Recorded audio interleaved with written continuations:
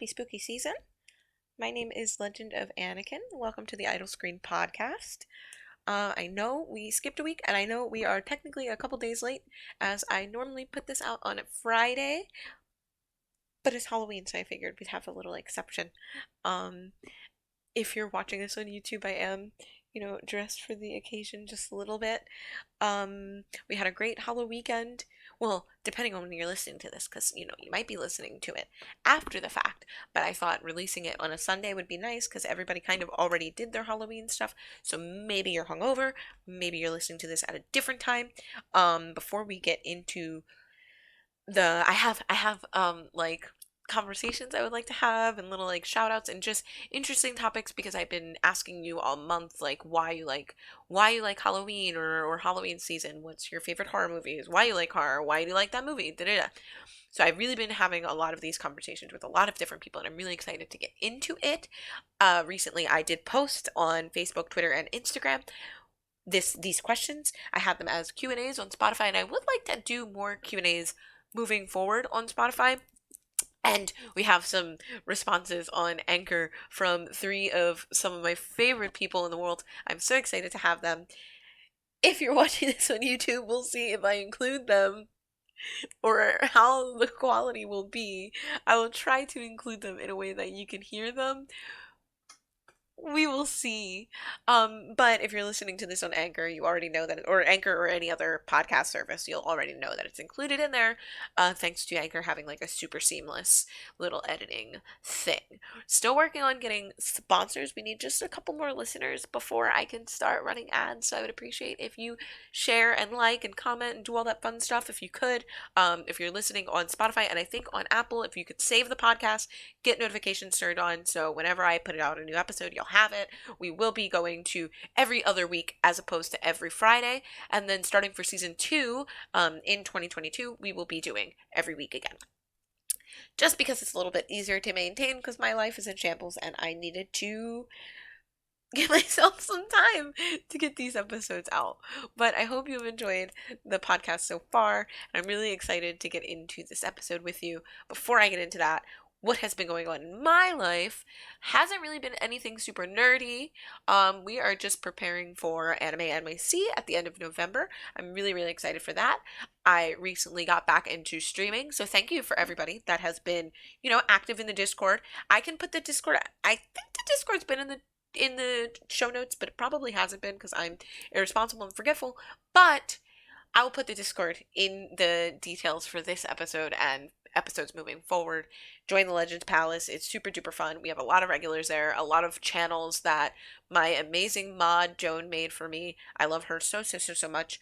And she helped me out with the Discord for the most part when I was getting started. And now that I have some time again, I've been kind of getting back into that. Catching up on schoolwork. It's been great. Spanish is hard. Coding is annoying, but it is what it is. But I had my first stand-up comedy show. When you're hearing this, I will have had it a couple of days ago, but as of today, I had this comedy show yesterday. And a lot of people have been saying to me, like, oh, I didn't know that you did comedy, and I don't do comedy. But it was actually really fun, and I'm kind of proud of myself.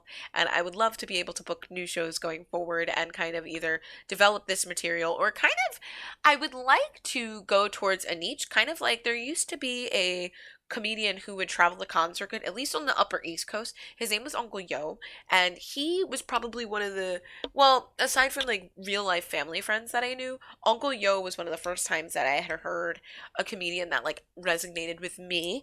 And all of the stuff that he had joked about was like anime related, mostly anime related, but he had like some other nerdy stuff thrown in there, like video games, comic books, blah blah blah, but predominantly anime, as he did the anime con circuit, and that was like more heavily when I was at more anime conventions and only really cosplayed anime and like Final Fantasy and Kingdom Hearts.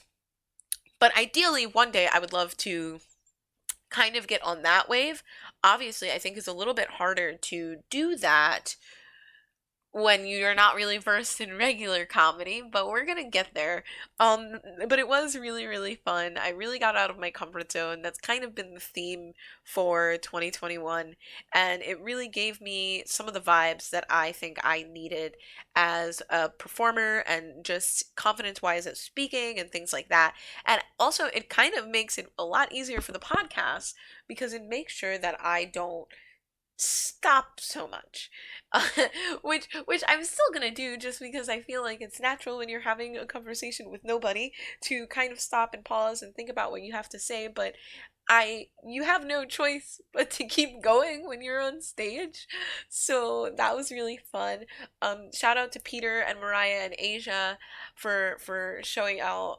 It really means so much to me that I had like friends that I love so dearly come out and they were in the front row and everything, and it made it super easy to kind of like ease into being on stage. It was super scary, but it was amazing. I had met a trans comedian, and I just want to make sure that I have her Instagram so you guys could check her out because she was absolutely phenomenal. She's fucking hilarious, to be honest with you.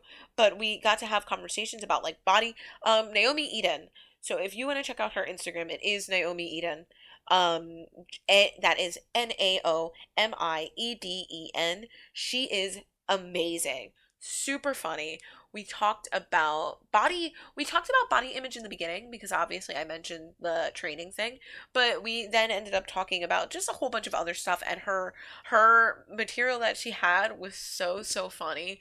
So if you want to check out like another comedian in the LGBT space, I definitely suggest checking her out and giving her a follow on Instagram and things like that because she was so funny, and I think it's so rare that you get comedians like that, especially with the current political climate. And I don't think you have to be trans or queer to laugh at certain people's jokes. And I think this is a good way to kind of, normalize those types of people. And maybe one day we'll get to have her on the show and things like that. That would be great. But yeah. So anyways, that was really fun. Just wanted to address that. Thank you for everybody who like was rooting for me and messaged me and said they want to go to the next one. I need to do a lot more networking before I book another show. I just got very lucky with this one. My friend Alex Simmons was hosting it, and he asked me if I wanted to be in it because he knew that I kind of wanted to do comedy. And he gave me a ton of help in writing my material and how to kind of hone in on it and get a little bit better at what I already had, and I'm really proud of what I did come up with for that show. Obviously, there are things I want to work on, but we're trying to be a little bit more positive. You know what I mean? So let's get into this episode. I'm really excited to get started talking about these things. I'm gonna open up. So first, we're gonna open up a couple of comments that we have on or on Facebook. So I did go on Facebook, Twitter, and Instagram, and I will like to. I don't know if I can get to everyone's responses. I would like to if I could, but I got some good responses, and I'm so excited to have everybody like have answered this because I think it's very rare that you have such a wholesome, like, I don't know, talking. And this is something that a couple of my friends said. Sean, who's going to be he's going to be featured in an episode later in the season. Shizzy Sean, Sean Green, he did the intro for the show. I've mentioned him in Vulgar Valks. He did the intro for that. And he's going to be in an episode, which I just said. But he pointed out, he was the first person to say, a lot of my friends come alive during this time of year, and I just get happy to see them thriving. And I think that's probably my favorite like attitude towards these comments and the responses I had gotten, because I didn't even really think about that, because my question was, what's your favorite horror movie and why, or what's your favorite part about Halloween season? I think I said the month of Halloween or something silly like that, but I just wanted to know because I think, not everybody likes horror. And speaking of that, Rachel said, let me find the exact comment. Rachel Horn, who I've known for a really long time. She's super sweet, but she said, I'll be the oddball. I'm not into the scary part of Halloween because I'm She said, I'm not in the scary part of Halloween because I'm a pussy, but I love to see the creativity of decorations, costumes, and cosplay, especially like the entire family included costumes and little babies. And I also like the kiddie movies. I'm not ashamed.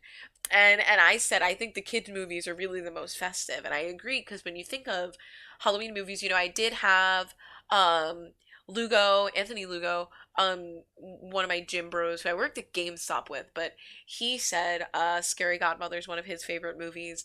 And when you think of Halloween, and maybe it's just because, I did grow up, like, I didn't have cable, but I did grow up around my cousins who were big, big Disney kids, like Disney Channel.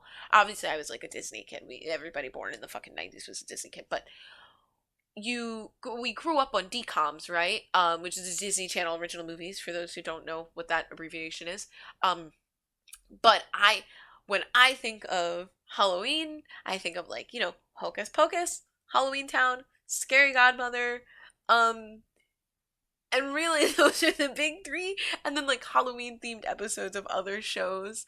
And well, even though Scary Godmother is a Cartoon Network movie, I think, obviously you also think of like, Nightmare Before Christmas and things like that, but those are all kids movies. You know what I mean? Ah, Little Vampires, is that the name of it? Gremlins. Gremlins isn't really a family or a kiddie movie, but those are things that I would watch when I was a kid. And you think of those, and those are, even though Gremlins is technically a Christmas movie, I think. Anyways, so you think of those movies as like the key Halloween things. You know what I mean? Like everybody and their mother talks about fucking Nightmare Before Christmas and Hocus Pocus, especially. I don't know what has happened in the last few years that kind of everybody has gotten into Hocus Pocus, but you think of those movies, you think of Halloween, like they go hand in hand. And those are like kiddie movies, you know what I mean? But I think they really put us in the best spirit. I literally just watched Nightmare Before Christmas like 10 minutes ago. And those are just the things that like the imagery and the tropes and the jokes and all of those things are so iconic for Halloween, and it's all very gratuitous, and it's done in a way that it feels like it's a part of the world in the movies. And I think that's why they're some of the best movies, and that's why so many of them are like timeless classics. Recently I have a film class, and we have been watching a lot of like we're kind of going through the history of film because it's the introduction to modern cinema. So we're going through the history of film, and we're learning, and I've mentioned this in a previous episode, but learned a lot about German expressionism. Didn't know that the Cabinet of Dr. Calgary and Nosferatu were made in Germany, and they were the first films in German, the key films in German expressionism. But when a lot of people think of like horror, they think of those two movies, especially Nosferatu, which obviously we know is based off Dracula, but they didn't have the rights to Dracula, so they made Nosferatu. And yeah, you think of those movies, but the imagery in those movies affected so many things that came after that. And I really think even to this day it shows through in those kids movies, and a lot of the tropes of like gothic cinema in general do come into play with Halloween, like current Halloween imagery and what's scary and blah blah blah. But I just really really like that comment. And then another note on wholesome, I really really like I Chan's comment. It says the weather, it's literally perfect out here in the northeast part of the United States, which I also agree with. I love the colors of the season because they're warm and comforting. Deep dark reds, dark oranges, gold, black. I also really just like how this comment was written. I read it out loud, and it was just so, it makes me feel good. Um, Seasonal drinks and desserts also smell and taste like coziness in a cup or dessert. I don't know, man. This season's perfect to me. I've always felt happier around this time of year. I've always felt happier around this time, even as a kid who didn't celebrate Halloween. Something about the mood of everything changes. I can't explain it, but something special happens around this time, and I'm here for it. And then they said their favorite horror movie as a kid was 13 Ghosts. I don't know what it'd be now, probably The Thing. 13 Ghosts is a really, really good movie, and I'm so glad that more people are getting into it now, because like a lot of us saw it when we were younger and kind of missed out on it. Really, I do think the growing popularity of Matthew Lillard out of nowhere has definitely attributed a lot to 13 Ghosts. Like when I was growing up, My favorite Matthew Lillard role was Steve-O from SLC Punk, and a lot of people didn't really know who he was unless I went, oh, from Scooby Doo. There. So it's really great that he's like getting the recognition he deserves as an actor. I love him so much. If you know my best friend Kaylee, they look they look like Matthew Lillard, and I pointed it out one day as like a joke, but it's actually kind of uncanny and it's so funny. But anyways, let's see what else we have. I do want to get I do like when people talk about costumes too. So Nemo, who we love so much, and I know Nemo listens to the show when he can. But Nemo talks about they said, I've always used Halloween or cosplay as an excuse to explore my gender sexuality. I also love that it's the one time of year that I don't have to hear Halloween is next month or whatever. I'm just dressed how I regularly dress. As for movies, you can never go wrong with Repo, the Genetic Opera, and Rocky Horror Picture Show. I love movies that can incorporate horror and music. I also have. I was trying to think of other Halloween musicals to watch earlier, and now I'm gonna watch Rocky Horror Picture Show. Anyway, I have a soft spot for shitty scary movies, and I mean shitty, like Thanksgiving, Rubber, Birdemic, Ghost Shark, etc. And it's so funny because I watched Birdemic last October, and it's really, if you haven't seen Birdemic, please see it. But all I'm gonna say is Birdemic is an absolute work of art. Similar to Rubber being a work of art, Rubber's about a killer tire. Um, and Birdemic is about, it's nothing like the birds, I can tell you that much. Birdemic is a movie and it's great. It's phenomenal. I think my old speech professor is the one that recommended it to me, Joel, and he said all he said was that it was a work of art and he was like, you're gonna love it. You have to watch it. Da da da. So I started it and it was just a lot. It's really, really, really good. I really hope every like, and that's another thing that Nemo touched on actually that I'm guilty of. I used to be, maybe it was because I was like a teenager and I was like edgier or something, but I had this big thing for regular horror. We've talked about in previous episodes. I loved Child's Play. I loved like Nightmare on Elm Street and Scream and all of those things. And then somewhere down the line, I think it wasn't with the first Saw because I was really young when the first Saw came out, but around the time that the Japanese movies were getting westernized versions, like One Missed Call and The Grudge came out and then One Missed Call and Ring and all that. One Missed Call was one of those ones that really stuck with me. I saw the original version after seeing obviously the US version, and then I saw a couple years after that, I watched Carve the Slipmouth Woman. That was really good. Dumplings was really good. Saw a lot of those movies and eventually got real into the Saw franchise and Hostel and things like that. A Serbian film, I feel like, is a big jump that a lot of, especially gore people like. And, I get a lot I have a lot of conversations with people because, I like gore and I've addressed this. I enjoy watching it, but I do think it needs to be done in a very specific way. I'm very particular when there's too much gore. Recently I did see Halloween Kills, obviously.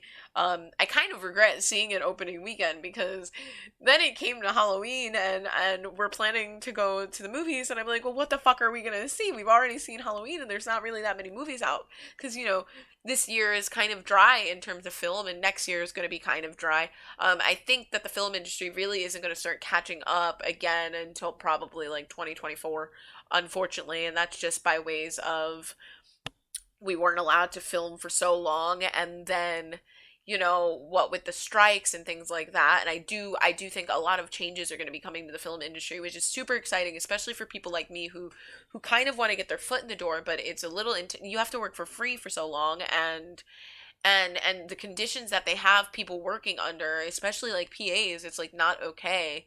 But that being said, Antlers is coming out. So we're seeing Antlers on Halloween. But anyways, Halloween Kills was, a lot of my friends, and I've mentioned Zero Gravity before because obviously they are like the go-to person for all things horror in general outside of Halloween. That is their life. I love everything that Zero has put out, but Halloween Kills was very, very gratuitous in the kills, which is great. That's the best part of that movie was the way a lot of these kills were done. Without spoiling it for people who still haven't seen it, hopefully you've seen it by Halloween when this episode is out. But the people who have seen it, it was a lot. And for what it was, it's a slasher film, so I think that's great. But I also think I prefer the original Halloween movies, which is something, I'm not always such a purist. Like, obviously, I was talking about how much I loved Candyman, and I know a couple people who said they didn't like the new Candyman, and I adored the new Candyman, but some people didn't because I don't really know. I didn't really get into the conversation. But I think part of Halloween, or part of like this season, is a lot of people want to have these conversations, and they're like, well, I don't really like gore movies, so what do I watch? And it's like, scary movies don't have to be gore. Like I've said, the movie that scares me the most is Blair Witch Project, and I don't really like, paranormal movies or things like that, but the Blair Witch scares the shit out of me, and I never want to watch it. And that's just because of how it was filmed, and like what the big bad in that is and things like that. But when it comes to gore, I do think there is something to be said when there's like shitty campy horror movies, and the fact that after my edgy phase, well, after my teenage phase, because I'm still edgy, I think that I started to veer more towards like enjoyment of horror movie tropes. So I did end up reverting back to liking the classics and liking the Halloweens and the Friday the 13th, and obviously like Nightmare on Elm Street, and I still love Child's Play. Child's Play has been number one in my heart for so long, but I do like the Seed of Chucky a lot. And Carrie, obviously, but Carrie was unique in that I don't think Carrie really touches on a lot of tropes other than like the religion thing. The Exorcist too, but The Exorcist, again, that was another one that, you know, visually it was very stunning, and at the time that it came out it was a big spectacle and it was a big deal, and there's this little girl and she's cursing and da da da da. Evil Dead similarly, and I like that Nemo hit on this shitty horror thing, because, or even, well, Evil Dead isn't shitty horror, right? Evil Dead turns into something very campy, whereas the first one wasn't, and it was actually really good. And then the later ones, you have Ash and the Evil Dead, and excuse me, and things like that, they get real not not scary, and that's fine. But I think a lot of the tropes and the visuals and things are part of what carries the genre, and I like that. I like, when you think of zombie movies, a lot of more pretentious people will think of Romero's Night of the Living Dead and things like that, and some people think of like Zombieland or Shaun of the Dead or things of that nature. And again, I love all of those movies respectively, for different reasons. 28 Days, again, when I did my 3x3, 28 Days is on there. 28 Weeks, I love to death. Shaun of the Dead, it took me a long time to see it, but it is a very good zombie movie, but I don't associate that with Halloween all of the time. But people, different imagery triggers Halloween concepts for different people, but when you're looking at the evolution of those types of films, then eventually we get to movies like Warm Bodies, which, when I was an edgy teenager who was absolutely obsessed with zombies, I did not want to see Warm Bodies because the concept of it was stupid to me, and I didn't like the idea of it, even though the guy from Skins was in it, and I really liked him. So eventually I did end up seeing it. I do love Warm Bodies. I think it's very self-aware and it's funny, and I think when you can evolve with the genre that you like that, it kind of makes you appreciate it a little bit more. And that brings me into, I know I should have been better prepared and kind of had this stuff lined up, but I didn't, because who would I be if I was ever prepared and my life were together? You know what I'm saying? So conversation became the conversation became my friend Ezra on Twitter said his at is Ezra Geeky Amusing. EZRA Geeky MUSING. And he said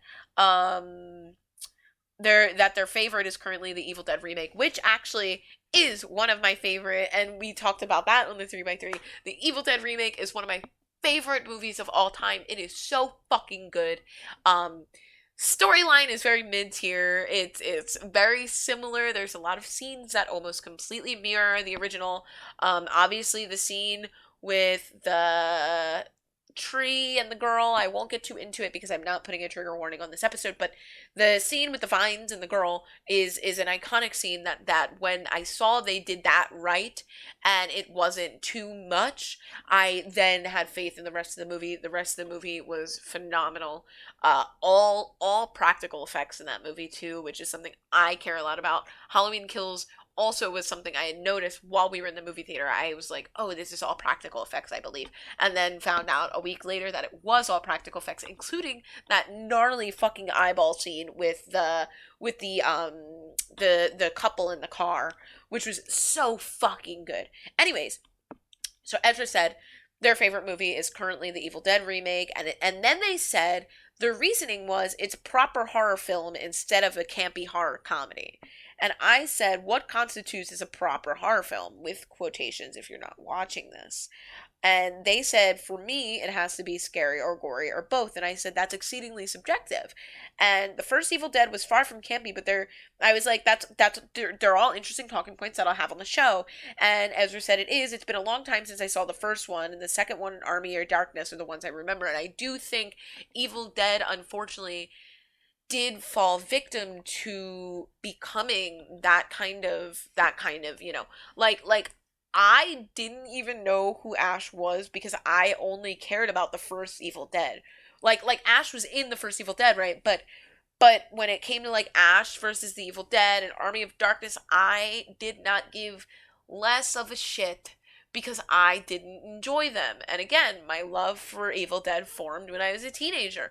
The remake came out when I was a teenager and it was fucking great. There's a scene where it's like raining blood and like the devil comes out and all of that, and it's amazing. And the tongue splitting scene that I want to reenact one day because it's probably the only time I can be super movie accurate. For those who don't know, I have a split tongue, so it's very funny. Most people listening would know that though, like all five of you. Anyways, so I do think, it I'm Ezra did word it. He said for me. You know what I mean? So Ezra's aware that, but I just think using the term proper horror film is when a lot of people get intimidated by like even admitting they haven't seen other movies. And I think this season more than ever I've seen a lot of my friends, hitting up the classics. My friend Bianette and my friend Nick, they've both been going through certain horror movies. Now Nick has been watching a lot more niche films, and I don't even think he listens to the show, but I will say that I'm calling him out, and I will put him on the fucking, like, I'll show him the podcast or whatever. He's a cosplayer that I know in the Spidey scene. Nick's Bizarre Adventure is his personal Instagram, and then his other Instagram is li_spider guy. Super talented guy, right? Nick makes a status yesterday, and he says, I've been watching the classics, and he lists like the Babadook, and then like a bunch of lesser known, like two of them are Nick Cage films, and I forget the other ones, but I went, classics, huh? And then like other people in the comments were already saying that, so I was like, I'm not gonna say anything. I'm gonna leave it alone. And then my friend Bianette has been going through, the Scream franchise, and I think Nightmare on Elm Street and Halloween. I could be totally wrong. But she's been doing big classics. and and I just think it's so interesting to see how people approach these things, and that's what's exciting to me because it's like, what are you going to be excited about in terms of horror? And I think of how, like, I like horror year round, so for me it's a little different. But when you think of like Halloween season, obviously now's our time to shine, right? But I love seeing all of the different reasonings that people have for the season, you know? It's exciting and cool, and I'm super glad that I get to at least address these things in depth today, and I'm sorry if the episode runs a little bit longer because there's still more to go and more to answer, and I'm gonna have... Actually, you know what? Let's play an audio one. Let's play an audio one. I'm sorry if the angle gets real unflattering for the people who have to see my face, but we're gonna play an audio one because some of my besties answered this and I'm so excited to feature them. And we will do Rollins first. Rollins, my friend Jacob, he's super cool. Also recently started streaming. If you want to check him out, I will put his Twitch in the bio because I don't remember it off the top of my head. I'm really, really, really sorry, Jake. Um, but he was the first one, so we will feature him first. Give me just a second. Here we go. My favorite series of movies are the Final Destination movies. And whenever I say that, or I talk about it to my friends, they think I'm talking about like the gore and the blood and the way people die. It's like, no, no, no, no. Like, I can't really stand that much gore. It just drives me nuts over the years. It's really just the world and the rule set and the way they set up these scenes. Like, it's one of those things that keeps me nervous, keeps me on edge throughout. And I can't think of another horror movie series that makes me feel that way. So definitely Final Destination. That was a good. That was so. I haven't listened to these beforehand. I started listening to one of them, and then I was like, no, I really want to get like a blind react on the show. So that actually, that's another like that's a modern classic series that I almost completely forgot about. That had a death grip on our generation. Um like there's no way, like some people, you think of the tanning bed scene, you think of the fucking log scene, and you think of the roller coaster scene, and I think those are like the three ways people pinpoint Final Destination. And it's true. Like again, a lot of parents at the time would say that we like it because the gore at the time this was coming out, you know, it was in tandem with the Saw franchise had already been a thing, and kind of paved the way for these films to be more popular. And I I agree in saying I think it's great that you kind of pointed out that the world building of these movies is something a lot of people kind of sleep on. And it's kind of in the same way, like some people hate zombie movies, and there was a time in my life where I could not fucking picture the like a zombie apocalypse not happening. Like my whole life was built around the fact that I need to do cardio because I'm not fucking built for a zombie apocalypse. And a lot of people do not believe that the reason I started working out was wholeheartedly just in case an apocalypse like that happened. And I think in the same vein, you know, Final Destination did have that grip where are you gonna drive behind a log carrying truck? Probably not. Like, and I think that's something even again, and I know I keep bringing up the Saw franchise just because I kind of have to. One of my favorite cosplayers, her name is Astra Void Cosplay. Sorry, I'm like name dropping all this episode, but that was kind of the point and why I was so excited to get this episode out. Astra, she pointed out that Saw was her favorite, and I was super excited because I feel like it's not something people normally say, especially because so many people were super involved in Saw when it first came out, and then they were like, oh, like I can't be, but the story for Saw, like if you were an invested fan, the story for Saul got so in depth later on, and like Jigsaw and the legacy and da da da. Even if you play fucking Dead by Daylight, like when you read the pig's story in Dead by Daylight, it's so it's just good. You know what I mean? And I think Final Destination is one of those things that, you know, people who were involved in it for the story and the world, it was very easy to kind of stay involved in it. And I think it's great because I feel like when you mention horror, a lot of people don't bring up Final Destination anymore. And I think, I hope that it's not going to be one of those things like lost to time because it really was. I mean, I should go back and rewatch them and maybe we'll do that. But it, it was one of those things that I feel got lost to the generation that it came out in, which was,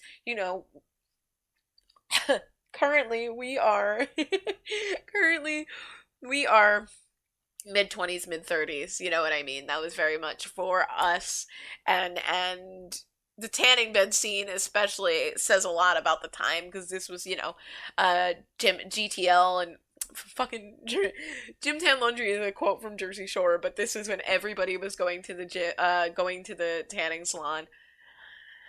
Black people weren't, but like like all the white people were going to the tanning salon. I never fucking went. Because this was when I actually would go outside. So, but it's really great that you brought that up, and I really appreciate it. I'm so excited about these fucking. There's not a lot of voice messages, but I love getting them. I know on Vulgar Valks we only had one or two, but it really is like my favorite feature that Anchor has. And I do want to double check if anybody answered on Spotify. I don't think we have answered on Spotify, but I will just take a look because it is a feature that I enjoy. Um and obviously playing that back is going to be oh wait, there is no playing it back. It's literally just me reading it to you because I forgot that's kind of how they do that on Spotify.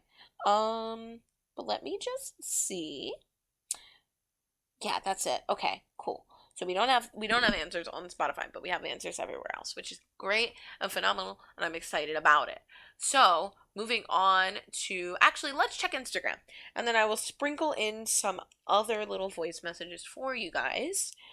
So on Instagram, which is a lot more annoying to check, on Instagram we have a lot of different answers. A lot of people didn't answer the why aspect of it, which is fine. But that's okay. Heather Bodie, who will be featured on the show in a later episode, and I was in her panel for New York Comic Con, she had a great answer. And she said, I love the adrenaline of being scared. It's addicting. And I have to agree. Now, I posted a tweet earlier today, and it said, oh, me literally being chased by Michael Myers while in a costume on Halloween.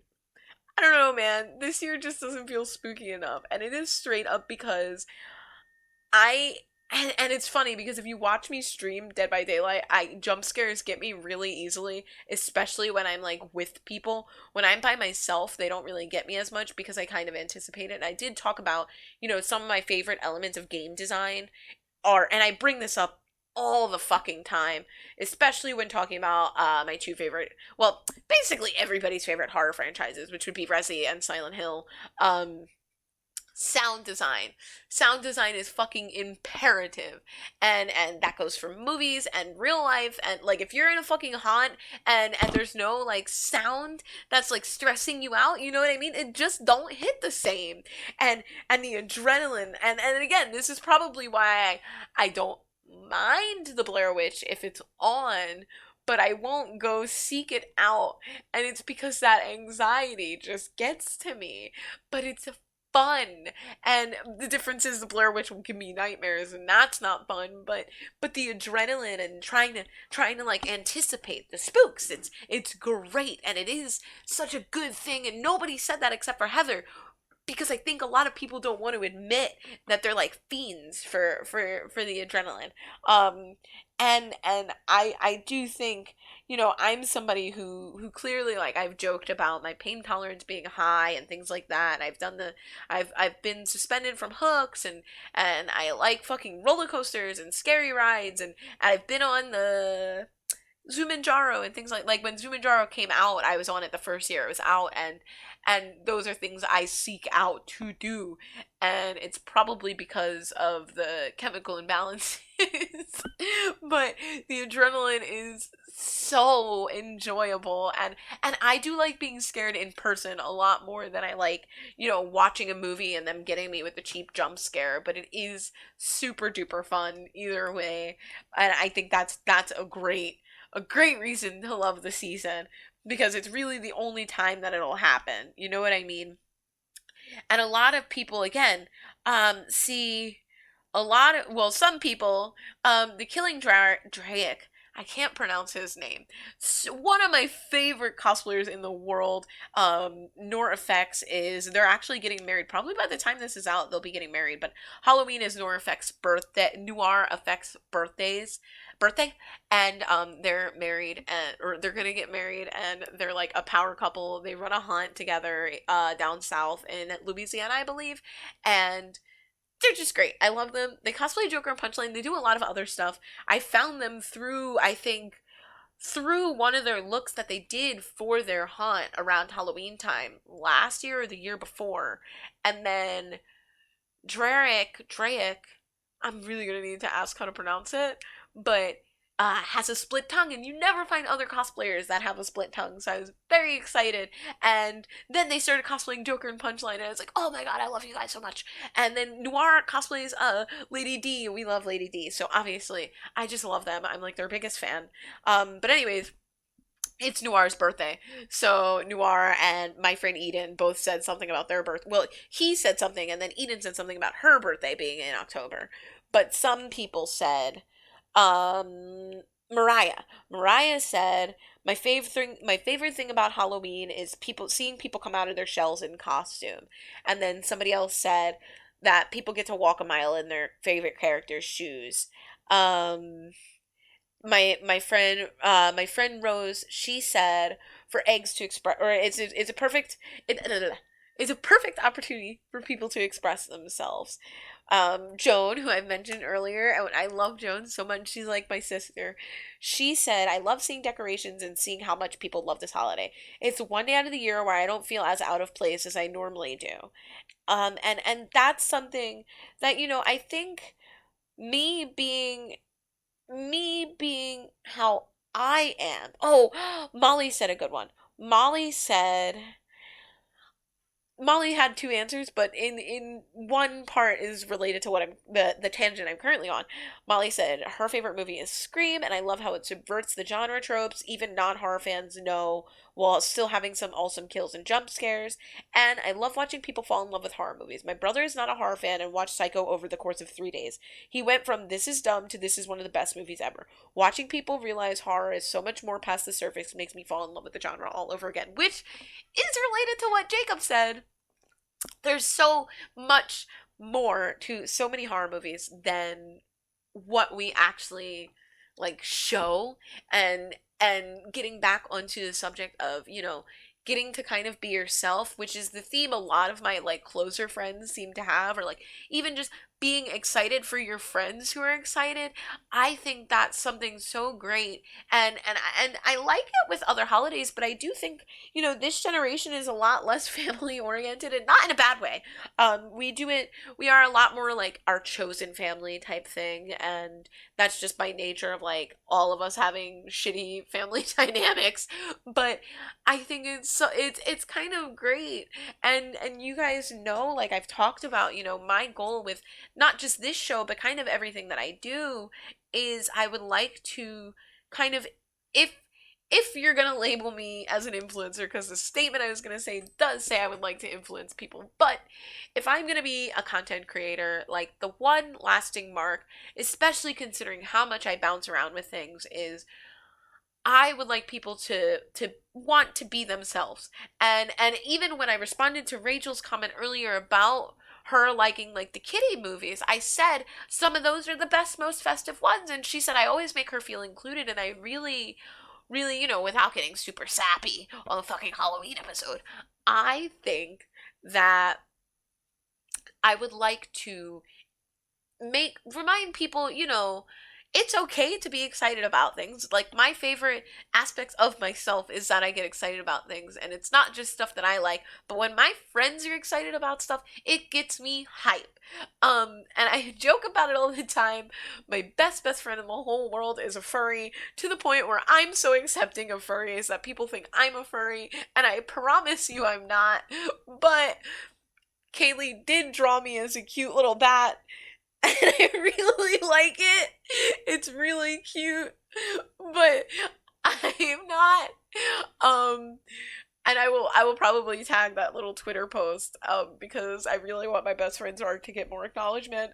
But anyways, um, I think that is something like I hope that when all is said and done, everybody can just be a little bit more comfortable the other 364 days a year and embrace these things that they think they're like obviously I get excited around Halloween time because I really am at my most powerful fashion and I'm more confident and people come to me for makeup advice, which is great because I don't even do my fucking makeup anymore. um but I also think throughout this podcast I've gotten louder. But I, I, there's just so many aspects that you don't think of, and I think kind of the growing, at least in my circles, the growing popularity of this season is great, and I think it does happen because obviously growing up I was kind of like the misfit outcast emo kid, da da da da, and it was like the one time it was socially acceptable to cosplay and blah blah blah. And I think that so many of my friends feel the way that we feel about the season because it is the time where we know that we can be ourselves and we know, like, I was a zombie for so many years in a row, and this is the first Halloween where I'm like, I don't really want to do all of that. Like, I kind of do. I would like to do, like, a little Dahlia smile or something. I don't know. Like, I just like doing that kind of gory makeup. But I do think, it's something that we kind of neglect and like that aspect of really embracing things that we like, even if it's just horror and you kind of don't try new things. And I know a lot of people who they would love going to conventions, they would love cosplaying. Their cosplays or their Halloween costumes are always fucking on point. Like they always deliver. Da da da. Never have tried it. Only on Halloween do they do that. And it's like, yeah, but you could do this year round, you know? And I think that with the growing popularity of it, people are dressing up, they do the 31 days of looks or whatever. And I think that's great. And they try other characters they wouldn't try. Like they do more than just glam makeup and things like that. And I think that's wonderful and super fucking exciting. And, maybe you're just in it for the scares and stuff, but think about that because I think it's something that's unique to this season because a lot of people are kind of like disowning Christmas. Everybody disowns Valentine's Day, and I really like Valentine's Day. I've never really had a reason to like it, but the aesthetic is cute, so I've always loved it. I always wear something like red or pink or whatever, and like really, so maybe it's just me and I'm real guilty of like, the marketing getting to me, but Halloween is definitely my favorite time of year. Plus everything's pumpkin flavored and I really really like pumpkin and apple cider and blah blah blah. Moving on to the next voice message. It is from Scott, All American Beard 1776. One of my favorite people in the whole world. If you don't follow him on TikTok, follow him on TikTok. I met him through TikTok. He's in like almost every single fucking stream I do, and he's like an amazing person who really motivates me more than I should express or I've ever expressed. But very excited we're gonna have him on in season 2, and he's been the first guest that I've planned for season 2. So I'm really excited to hear what he has to say, and I had already started playing this, so let me just rewind it because let's do that. And I'm not going to edit this part out, so I'm just not going to stop talking so you guys don't have to wait and you have to deal with hearing me for all this time. This is a longer episode though, like I promised, so I hope you didn't mind the wait. I just wanted to get some good feedback so I can have some good content before we get to the guest episodes this winter slash fall. Here's Scott. Hi, Annie.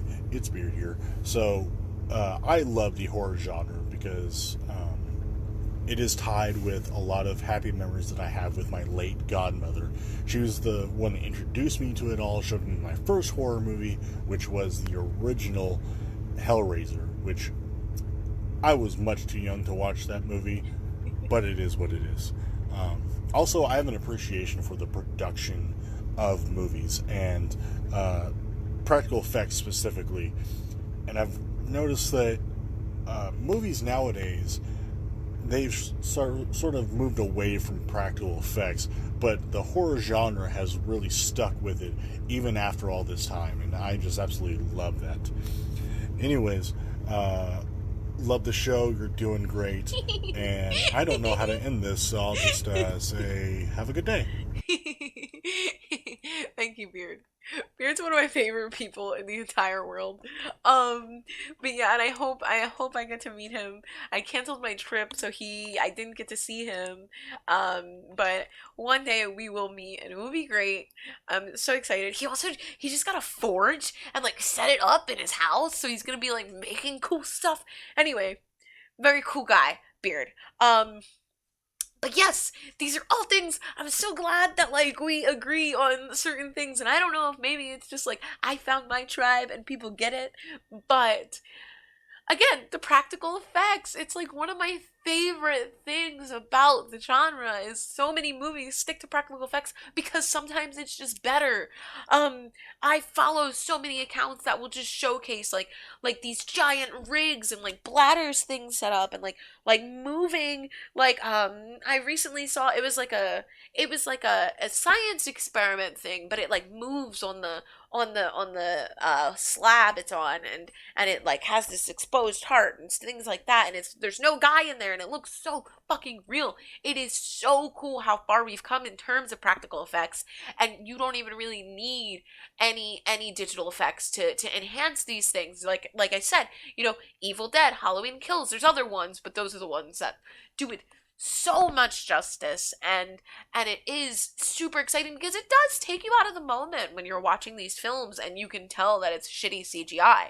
You know what I mean? And I think that like you really hit the nail on the head, and I do think it's funny that you said you saw Hellraiser too young, because it's very much how I felt when I was watching like Child's Play and stuff.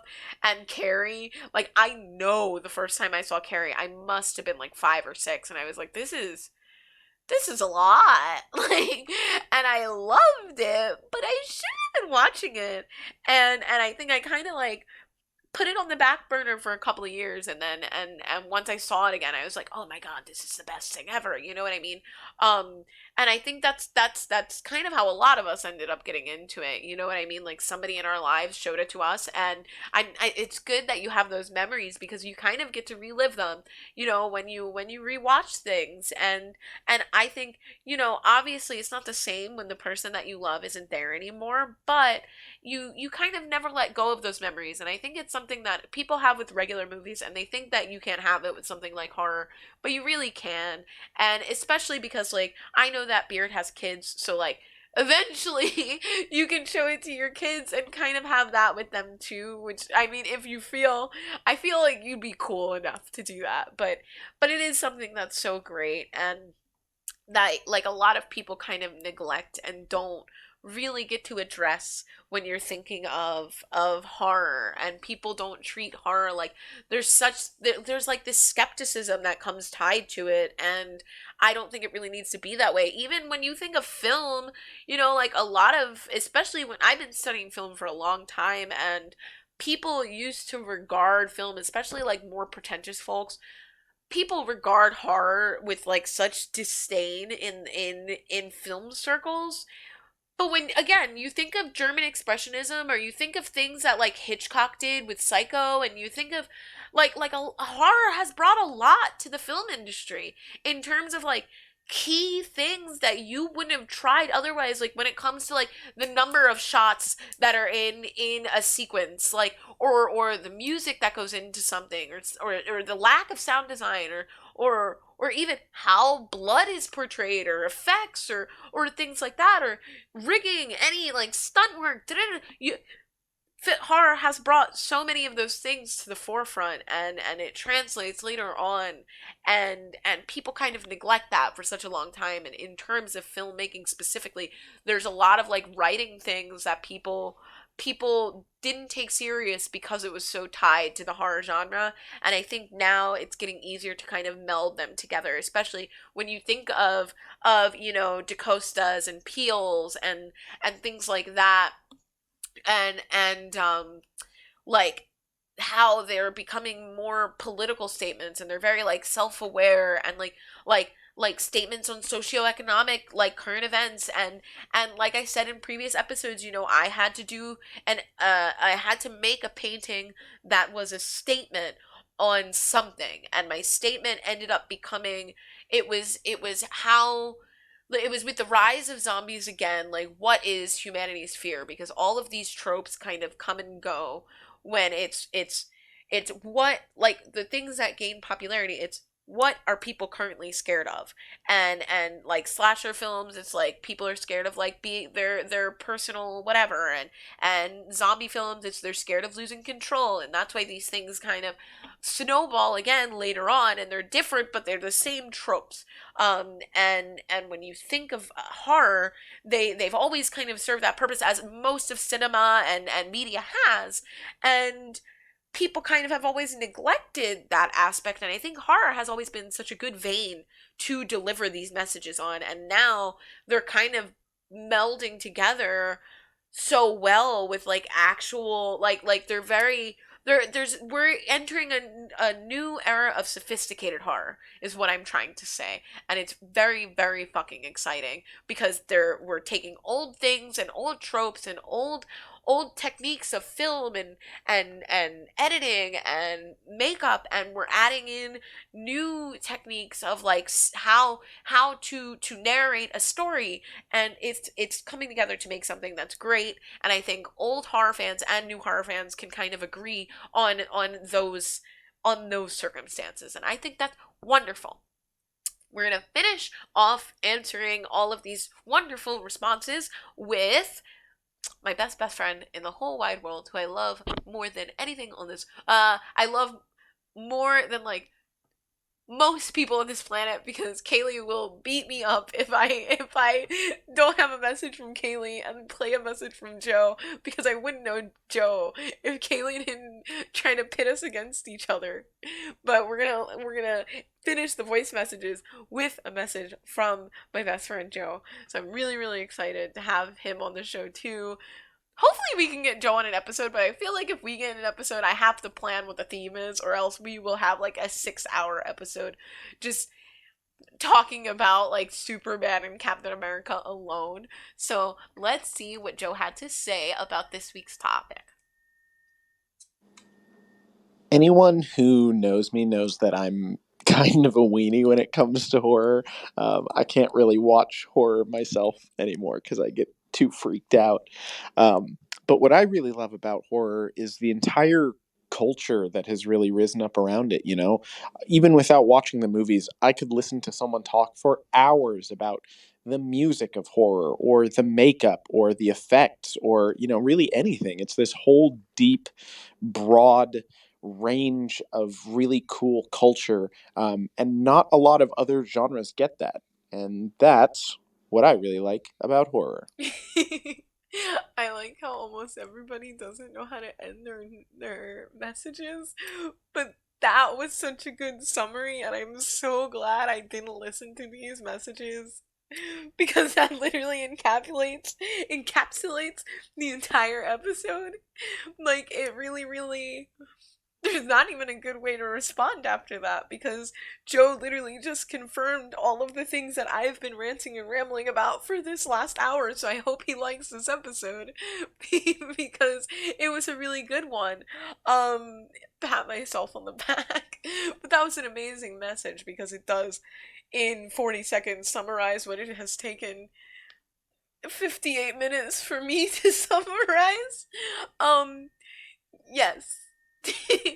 That's it. I think the passion that comes from horror fans is absolutely unmatched, and I do think that of all of the fandoms I have found myself in over the years, be it like Star Wars or Marvel or specifically like the Spider-Man or Zelda or Nintendo or then whatever the fuck. Those are like my five personality traits. Um, I think that horror fans are probably the least toxic, and I can say that with the utmost confidence. Some of them are questionable, but the least gatekeepy, I feel like, out of all the things I just listed, would be horror fans. And I feel like a lot of horror people, again, like Molly said, when you're introducing somebody to horror and they're getting into it, it is so exciting to relive those feelings and introduce somebody to something that you enjoy and see them enjoy it, even if it's for different reasons. And I have had these conversations with Joe. He doesn't like horror movies at all. And because I believe we were trying to talk about watching something and he was like, absolutely not. And it's if you know him, you obviously know this, but he is like one of the most upbeat, positive people. So it's super funny to me because like I don't know. It's just it makes sense that he doesn't like horror. You know what I mean? But he likes it. He appreciates it for what it is, but he doesn't enjoy it for what it is. You know what I mean? But Joe is like the pop culture guy, so he understands, the significance of it. And I think that's great. And I think it's rare that people can look at something and be like, well, I don't like it, but I appreciate these things about it. Because I do think like there's people like my mom who hate horror and everything it stands for and they don't want to watch it. They don't understand why people like it. And then there's people like Joe who understand why we love what we love, and I'm glad that Halloween has so many aspects that people like, where it's like the family aspect, where people love to watch little kids dress up, and like the magic of Halloween for kids, or the horror aspect, where it's like I'm allowed to be, or I can be scared and get that rush, or I'm allowed to be myself and explore this thing that I don't get to explore every other year, or every other day confidently. I think those are amazing, and I don't know how to wrap this up because I could just talk about it for hours. But I hope you guys enjoyed this episode, and I hope you guys had a wonderful Halloween. I hope that I know you're probably listening to it after Halloween, but I hope the vibes are good, because I know they're great with me. And I hope that you can keep something about this episode and any of the things that I addressed from any of the people who have answered me and talked to me about this topic. I hope that you can carry that with you through the other 364 days of the year. And I hope that you have fun with it. And if you're interested in costumes, know that you can do them year round. You can enjoy horror year round. And then during Halloween, just go extra fucking hard with it. That's it. I'm sorry. I feel like my tone definitely is like way more in your face than normal podcast episodes. I shouldn't apologize because it's my fucking show. But I hope you guys enjoyed this episode. I have been Legend of Anakin. Everywhere you can find me will be in the description. Please turn on notifications, blah blah blah, share the show, comment, this, that, and the third, all the plugs that I gotta do. I am on Twitch almost every Sunday and Monday, Tuesday, Wednesday around 9:30 p.m. EST. Come check it out, hang out with us. We will be playing Devil May Cry and Resident Evil and all these fun games, and probably Overwatch. Moving forward into the new year, I will get a new, next few episodes are probably going to be guest episodes, I believe. Every other Friday, we will hit you up with some Idle Screen podcasts. I have such a great arrangement of guests coming on. I hope you guys are ready for it. Super duper fucking stoked for it. Have a happy Halloween. Live like legends. I love you. Goodbye.